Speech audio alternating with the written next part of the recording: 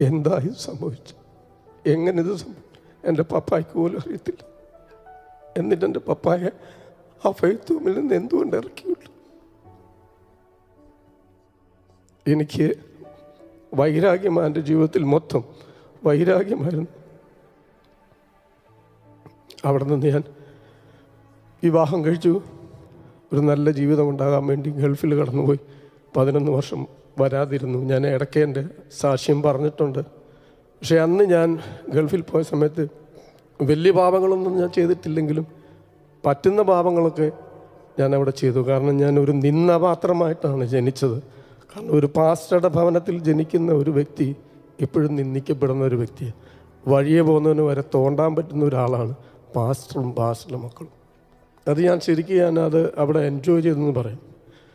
അത് കഴിഞ്ഞ് ശരിക്കും ഞാൻ പ്രാർത്ഥിച്ചു. എൻ്റെ മാതാപിതാക്കൾ പ്രാർത്ഥിച്ചു. ഞാൻ പറഞ്ഞത് എൻ്റെ ഭാര്യയും എൻ്റെ മകനും പ്രാർത്ഥിച്ചു.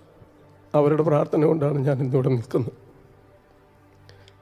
അവിടെ വെച്ച് ഞാൻ വരാൻ കാരണം യഥാർത്ഥമായി ഞാനിങ്ങനെ പപ്പ മരിക്കുന്നതിന് ഒരു 2 ആഴ്ച മുമ്പ് എന്നെ വിളിച്ചിട്ട് പറഞ്ഞു, മോനെ നീ രക്ഷിക്കപ്പെട്ട പൈതല, നിന്നെ ഞാൻ കാത്തിരിക്കും. ഒരു വാഴ കൊലച്ചാൽ ഞാൻ വരുമെന്നും പറഞ്ഞ് അത് വെട്ടാതിരിക്കും. അവസാനം കിളിയെല്ലാം തിന്ന് കഴിയുമ്പോഴത് വെട്ടുന്നത്. അവൻ വരും, അവന് കൊടുക്കും. അവസാനം എന്നോട് പറഞ്ഞു, നീ രക്ഷിക്കപ്പെട്ട പൈതല, നിന്നെ അവിടെ വെച്ച് കാണാമെന്ന് പറഞ്ഞു. പക്ഷേ എനിക്ക് വിശ്വാസമില്ല. അപ്പം ഞാനന്ന് തീരുമാനിച്ചു അവിടെ ചെന്ന് കാണണം. എനിക്ക് ഭൂമിയിൽ വെച്ച് എൻ്റെ അപ്പനെ കാണാൻ പറ്റിയില്ല. എനിക്ക് അവിടെ ചെന്ന് കാണണം. ഞാനൊരു പാസ്റ്ററുടെ മകനായിട്ട് ജനിച്ചെങ്കിലും ഞാൻ എൻ്റെ ജീവിതത്തിൽ ആദ്യമായിട്ട് 7 ദിവസം ഉപവാസം എടുത്ത ദിവസം. എന്നെ പഠിപ്പിക്കാനാണ് ദൈവം ബഹ്റൈനിൽ കൊണ്ടുപോയത് ഞാൻ വിചാരിക്കുന്നു. 1 രൂപ പോലും 11 വർഷം നിന്നിട്ട് 1 രൂപ പോലും എനിക്ക് സമ്പാദ്യമായിട്ടില്ല. കിട്ടുന്നതെല്ലാം എൻ്റെ കേസിൻ്റെ ആവശ്യത്തിന് വേണ്ടി ഞാൻ കൊടുത്തു. പക്ഷേ അവിടെ നിന്ന് ഞാൻ നാട്ടിൽ വന്നു. ടീമുകളിലെല്ലാം പാടി എല്ലാം. അന്ന് ഞാൻ തീരുമാനിച്ചു, ഇവരോടൊന്നും ഇനി വിഷമം വിചാരിച്ചിട്ട് കാര്യമില്ല, ദൈവം നോക്കിക്കോളും, അത് ദൈവം ചെയ്തോളും. പക്ഷേ എന്നെ ആ റൂമിൽ നിന്ന്, ആ വീട്ടിൽ നിന്ന്, ആ ഫെയ്ത്ത് ഹോമിൽ നിന്ന് ഇറക്കി വിട്ട ആ ഒരു വേദന അത് മാറിയില്ല. ഞാൻ പലരോടും ചോദിച്ചിട്ടുണ്ട് എന്തുകൊണ്ട് അതങ്ങനെ സംഭവിച്ചു. പക്ഷേ കഴിഞ്ഞ ദിവസം പ്രിയ പ്രിൻസ് പാസ്റ്റർ പ്രതിയോഗിയുടെ കാര്യം പറഞ്ഞു. ഞാൻ ദൈവത്തോട് പറഞ്ഞു, ദൈവമേ, ഇത്രയും നാൾ ജീവിച്ചിട്ടൊരു പ്രതിയോഗിയായിട്ട് മരിക്കുന്നതിനെക്കാട്ടും നല്ലത്. ശരിക്കും എനിക്കിപ്പോൾ ആരോടും ഒരു വെറുപ്പില്ല, വൈരാഗ്യമില്ല. 36 വർഷം കൊണ്ട് നടന്നൊരു വൈരാഗ്യമാണ്, വെറുപ്പാണ്.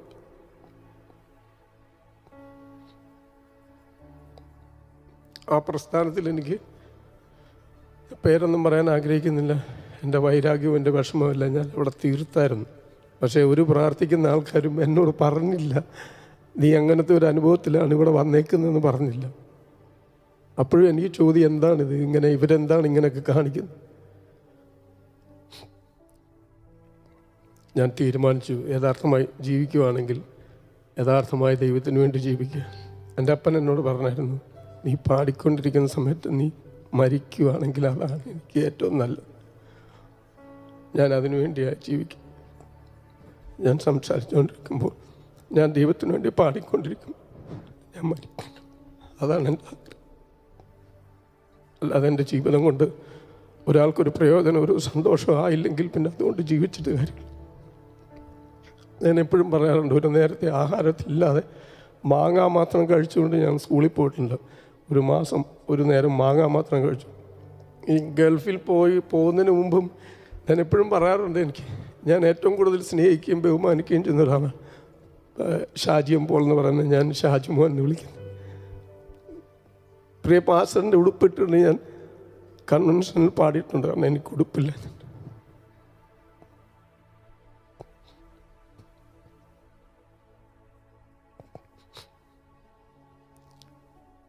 എനിക്കൊന്നേ പറയാനുള്ളൂ, ആരും പ്രതിയോഗിയാകാതിരിക്കുക. കൂടുതലായിട്ട് എനിക്കൊന്നും പറയാൻ അറിയത്തില്ല. എനിക്ക് പാടാനും ഗിറ്റാർ വായിക്കാനും ഒക്കെ അറിയത്തുള്ളൂ. ദൈവം എന്നെ എന്താണോ ആഗ്രഹിക്കുന്നത്, തുടർന്ന് ഞാൻ എങ്ങനെയാണോ ജീവിക്കേണ്ടത് അതിനനുസരിച്ച് ജീവിക്കാനായിട്ട് ഞാൻ ആഗ്രഹിക്കുക. എൻ്റെ ജീവിതത്തിന് മുൻപിൽ വാതിലുകളെല്ലാം അടയുമ്പോഴാണ് ദൈവം എനിക്ക് വേണ്ടി ഓരോന്ന് പ്രവർത്തിക്കുന്നത്. ഞാൻ ഈ കോവിഡിൻ്റെ ടൈമിൽ, കോവിഡ് തുടങ്ങിയ ടൈമിൽ വളരെ വിഷമിച്ചു. ഒരു പ്രോഗ്രാമൊന്നുമില്ല, പ്രോഗ്രാം ഉണ്ടെങ്കിലേ ജീവിക്കാൻ പറ്റുള്ളൂ. പ്രോഗ്രാമൊന്നുമില്ല, ഇങ്ങനെ വിഷമിച്ച് പ്രയാസപ്പെട്ട് ഇങ്ങനെ ഇരിക്കുന്ന സമയത്താണ് ജിബിൻ എന്നെ ഒരു പ്രാവശ്യം വിളിച്ചു. അച്ഛാ, ഒരു പൗർവിഷൻ്റെ പ്രോഗ്രാം ഉണ്ട്. അപ്പോൾ ജിബിൻ അന്ന് ബാംഗ്ലൂരിൽ നിന്ന് വന്ന സമയം. അപ്പം ഞാൻ പറയണം, നീ കോവിഡൊക്കെ ആയിട്ട് വന്നിട്ട് ഭയങ്കര പ്രശ്നമാവും നമുക്ക്. പറഞ്ഞില്ല അച്ഛാ, ധൈര്യമായിട്ട് വാ എന്ന് പറഞ്ഞിട്ട് ഞാൻ ഒരു കുറച്ച് കഴിഞ്ഞിട്ടാണ് ഞാൻ വരുന്നത്. ഞാൻ അന്ന് ആ ജിബിൻ വിളിച്ചു ഇവിടെ വന്നതുകൊണ്ട് സത്യത്തിൽ ഒന്ന് ജീവിക്കാൻ പറ്റിയെന്ന് പറയാം. ഞാൻ കോവിഡിന് മുമ്പ് എങ്ങനെയായിരുന്നു ജീവിച്ചത് അതിൻ്റെ ഇരട്ടിയാ ഈ കോവിഡിൻ്റെ സമയത്ത് മുന്നിലെ വഴികളെല്ലാം പറഞ്ഞപ്പോൾ കരുത്തോട് പറ്റിയ കാക്കയുടെ വരവ് നിന്നാൽ ഒരു സാറാഫാത്ത് ഒരുക്കിയൊരു ദൈവം. ആ ദൈവം തുടർന്നും എന്നെ സഹായിക്കും, ബലപ്പെടുത്തുമെന്ന് എനിക്ക് നല്ല ഉറപ്പുണ്ട്. സ്നേഹിതരില്ലെന്ന് കരുതിയെന്ന അന്നാളിൽ അവൻ എന്നോട് പറഞ്ഞു, അസാധ്യമെന്ന് കരുതിയ നാൾ. ഞാനൊരു 2 വരി പാടി തീർക്കാൻ പറ്റുമെന്ന് അറിയത്തില്ല. 2 വഴികൾ നമ്മുടെ മുമ്പിലുണ്ട്. കായിൻ്റെ വഴി, ക്രിസ്തുവിൻ്റെ വഴി. കായിൻ്റെ വഴി, ക്രിസ്തുവിൻ്റെ വഴി. ഒരായുസിലെ നല്ല സമയം കായിൻ്റെ വഴിയിലൂടെ പോയൊരു സഹോദരൻ ഒരൊറ്റ ഇൻസിഡൻറ്റിൽ ക്രിസ്തുവിൻ്റെ വഴിയിലേക്ക് കയറി. എൻ്റെ വ്യക്തിപരമായ അദ്ദേഹത്തോടുള്ള സംസാരത്തിൽ അതൊരു ജീവൻ്റെ സാക്ഷിയാണ്. അബ്രഹാം മുതൽ ഇസാക്ക് മുതൽ യാക്കോബ്, യേശാവ് മുതൽ ജോസഫ്, പിന്നെ എൻ്റെ അരുമരക്ഷൻ ക്രിസ്തു, പിന്നെ സ്തേഫാനോസ്, ആ വഴിയിൽ ഇങ്ങനെ അറ്റം വന്നിരിക്കുന്ന ഞങ്ങളുടെ പ്രിയ സഹോദരന്മാർ ഉൾപ്പെടെ ഇന്നൊരു ഓപ്ഷൻ. അസാധ്യമായിരിക്കാതെ, പക്ഷേ ഇറ്റ് ഈസ് പോസിബിൾ, സാധ്യമാണ്. ഗതകാല മുറിവുകൾ വീടിനോട്, കുടുംബക്കാരോട്, പ്രിയപ്പെട്ടവരോടൊക്കെ സൂക്ഷിക്കുന്ന ഒത്തിരി പേര് എന്നെ കേൾക്കുന്നുണ്ട്. കായിൻ്റെ വഴിയെ പോകണ്ട, ക്രിസ്തുവിൻ്റെ വഴി. കണ്ണടയ്ക്കാം, ചേർന്ന് സഹോദരനോടൊപ്പം പാടാം. അസാധ്യമെന്നു ഞാൻ കരുതിയ അന്നാളിലവനോട് ചൊല്ലി, അസാധ്യമെന്നു ഞാൻ കരുതിയ അന്നാളിലവനോട് ചൊല്ലി, മനുഷ്യരാൽ അസാധ്യം സാധ്യമാക്കുന്നവൻ നിന്നോടു കൂടെയുണ്ട്. മനുഷ്യരാൽ അസാധ്യം സാധ്യമാക്കുന്നവൻ നിന്നോടു കൂടെയുണ്ട്. സ്നേഹിതരില്ലെന്നു കരുതിയ അന്നാളിലവനോടു ചൊല്ലി, സ്നേഹിതരില്ലെന്നു കരുതിയ അന്നാളിലവനോടു ചൊല്ലി, നിത്യമാം സ്നേഹത്താൽ നിന്നെ സ്നേഹിക്കാവൻ നിന്നോടു കൂടെയുണ്ട്. നിത്യമാം സ്നേഹത്താൽ നിന്നെ സ്നേഹിച്ചവൻ നിന്നോടു കൂടെയുണ്ട്.